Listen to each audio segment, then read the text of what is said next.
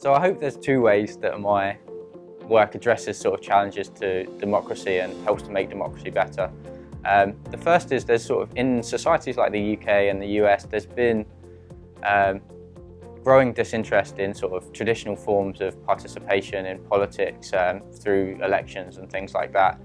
But to some extent a growing increase in new forms of participation.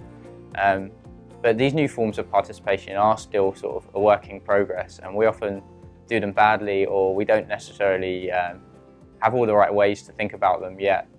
And sometimes the way that we do them kind of creates disillusionment with the process, and people don't have the experience that they should have when they participate in the sort of policy-making arena. And so my research is really trying to address that. It's about what are all the different ways that we can think about participation.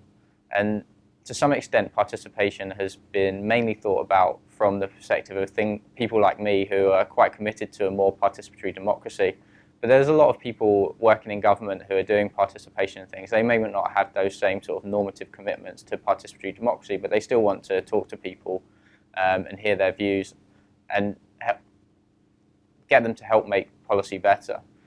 So I've started trying to think about what are all the different ways that people think about public participation, not just people like me who are kind of committed to these sort of ideals.